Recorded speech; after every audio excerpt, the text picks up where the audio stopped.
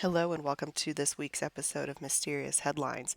This week we're going to look at a pretty recent case that involves a vanished student, a few different governments, and a search for a son. David Sneddon was born on May 3, 1980, and was the youngest of Kathleen and Roy Sneddon's 11 children. The Sneddon family was close and remembered David as a considerate, conscientious, self-motivated man who was deeply committed to his Mormon faith. David loved people, learning about other cultures, traveling, and sports, including hiking and ice hockey. After graduating from high school at 17, David started attending Brigham Young University, studying East Asian languages, pursuing degrees in Chinese and business, and a minor in Korean.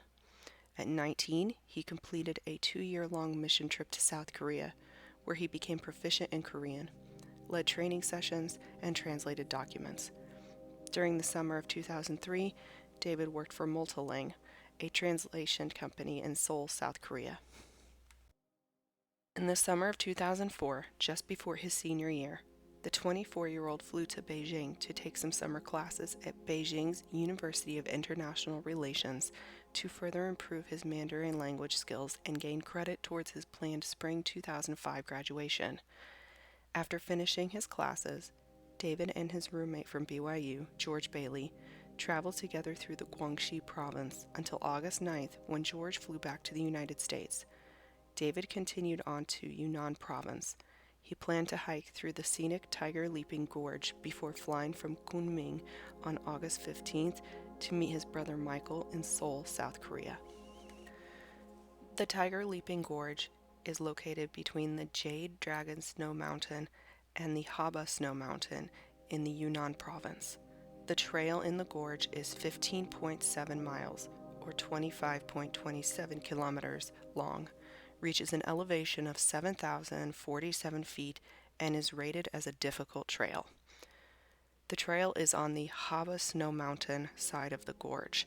It starts with a series of switchbacks near the entrance of the trail at Tiger Leaping Gorge town.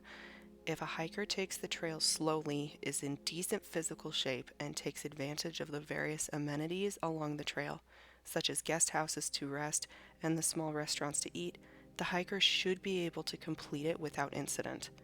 While it is not recommended, it is possible to complete the trail in one day. During his travels through China, David kept in touch with his family through email, writing 2 or 3 times a week. His last email to his parents was written on August 10th or 11th from Lijiang. His parents did not receive any more emails from him after this, and they became concerned about him during this time. It was not normal for him to go a long time without communicating with them. When he did not arrive in Seoul by August 26th, his parents contacted authorities. Eventually, Chinese authorities were able to investigate his disappearance and piece together a possible explanation for his disappearance. At the hostel he had been staying in, Chinese authorities found his luggage and plane tickets. No money had been taken from his account since the beginning of August. His parents believed that, based on what authorities had found in the hostel, David probably only had a fanny pack on him when he went hiking in the gorge, which would have contained a toothbrush, a Book of Mormon, and a travel guide. None of David's clothing or possessions were found on or near the trail. Officials found no reports of David or a man matching his description being admitted to any hospital or prison in the area at this time. No witnesses could be found who saw David after August 11th. The last official recorded sighting of David was on August 11th by a guide named He Shuchang, who was guiding a married couple from Hong Kong through the gorge when a Western man came up the mountain path. The stranger wore a blue t-shirt and gray shorts, a fanny pack was on his waist, and he wore a floppy-brimmed rain hat. He politely asked in flawless Mandarin if he could join the group. The man introduced himself as David. He said he was a college student from the U.S. and was very friendly. The group hiked along the trail and then spent the night at Tina's guest house. The next day, David left the group and continued hiking up the high trail. The gorge was later searched by Chinese officials and over 200 Chinese volunteers. Officials came to the conclusion that David must have slipped and fallen into the Jinsha River, where he drowned. The Sneddon family did not accept this explanation due to the lack of evidence and because they claimed they were able to find witnesses who saw David at other guest houses and other places after August 11th. The owner of a Korean cafe reportedly served David on August 14th in her cafe in Shangri-La, where he told her in Korean that he had just finished hiking the trail and was headed back to Chiaotu to get his luggage from the hostel. His family also argued that David would not have fallen from the trail into the river because he was in good physical shape and was an experienced hiker. He had started hiking at the age of 8, later became an Eagle Scout, and was active in sports, including ice hockey. David had hiked mountains in Wyoming with his family and part of the Rocky Mountains alone. His father, Roy, and brothers James and Michael traveled to the gorge in September of 2004 to hike the trail themselves and look for clues or any witnesses that saw David on the trail. They later said on the family's website, helpfinddavid.com, that the trail was no more difficult than mountains they had hiked in Wyoming together. Despite his family's claims that there are witnesses who saw David after August 14th, there is no evidence he fell into the river, and his body has not been found. The official conclusion of the Chinese government is that David drowned in a tragic accident. But in 2011, David's family received information that would reaffirm their belief that David is alive and created an international sensation that sounds like the basis of a thriller novel. The information they received said that David had been kidnapped by North Korean government officials and was taken to Pyongyang, where he was living and working as the private English tutor of Kim Jong-un. Though it sounded fictional and far-fetched, this actually seemed to be a logical explanation supported by evidence and common knowledge of North Korea at that time. The American government had evidence that there were North Korean agents in the Yunnan province at that time in 2004 when David disappeared. This also seemed logical because by 2004, the world knew that the North Korean government did in fact kidnap foreign nationals for a variety of reasons and had been doing so for years.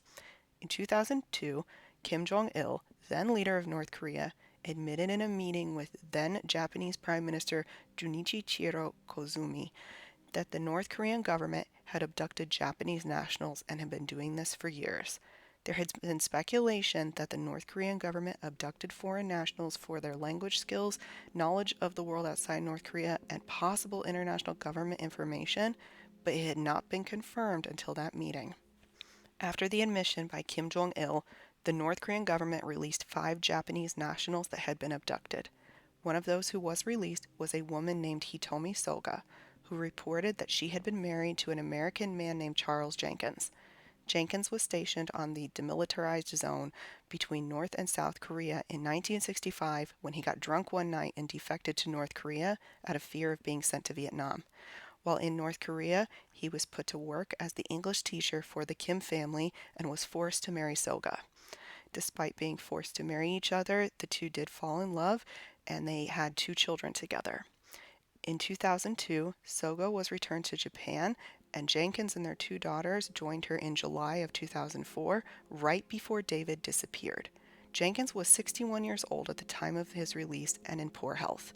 If he was no longer able to work for the Kim regime due to his age and poor health, he would have needed to be replaced, and David would have been the perfect candidate.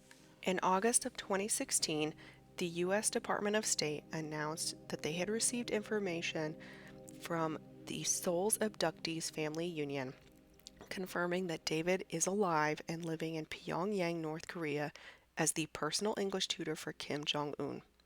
According to the report released by the department, David had changed his name to Bong Soo-yoon, was married, and had 2 children with a Korean woman.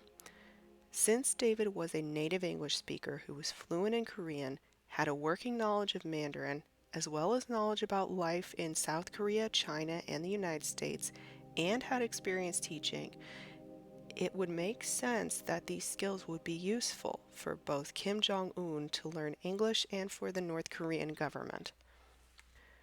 The idea that anyone from North Korea would just happen to be in southwestern China is unlikely, but it is not impossible, and another theory supported by evidence developed to explain how this could have happened.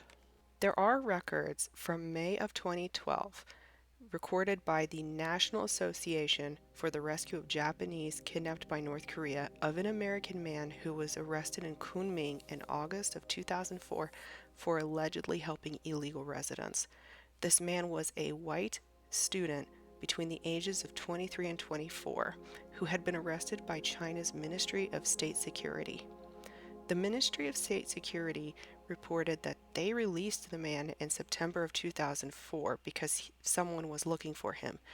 But the report from the National Association for the Rescue of Japanese Kidnapped by North Korea states that, according to his Chinese girlfriend, the man was not released, but was handed over to North Korean officials who were looking for North Korean defectors in the area. This report showed that there were North Korean officials in the area at the time that David was also in the area. David's family believes helping North Korean defectors seems like something he would do. This information also fits in with the timeline his family has compiled and explains how he would have come to the attention of North Korean officials in the first place. Because David was supposed to leave on August 15th, if he was arrested on that date, it would explain why he never got on his flight. Despite all of this information and the sworn statements of those who supplied the government with this information, the American government never took any action. Politicians in Congress wanted the government to investigate the claims and possibly bring David back to the United States. So in September of 2016, the House of Representatives passed a resolution asking the Department of State to continue investigating David's disappearance. The Senate passed a similar resolution in November of 2018. Neither one has been signed by the President, and as a result, the Department of State has not really acted to investigate the claims further. Since the Congressional Resolutions, there really haven't been any new developments on David's case. The latest updates on the family's website, helpfinddavid.com, are from 2018 and discuss the Congressional Resolutions. There have been no new searches for David by his family or by officials. The Chinese government continues to maintain its official story that David died in the Jinsha River. So what really happened to David? The easiest and most likely explanation is that David did fall into the river and drowned. If he is still alive today, he is 40 years old. And if he is still alive and living in North Korea or somewhere else, one would think he would have found a way to communicate that to his family by now. If he has a new life in Pyongyang and has simply accepted this as his fate, he may not want to communicate this to his family in the U.S. out of fear for their safety and the safety of his family in North Korea. The truth is that no one really knows, and unless there is an investigation in Pyongyang or David manages to get a message out or his body is found, no one may ever know. We hope that someday his family will have the answers that they are looking for and know what happened to their son and brother. Thank you for watching and listening to my ramblings. I really appreciate it. Please remember to hit share, subscribe, and hit that notification bell. See you next week.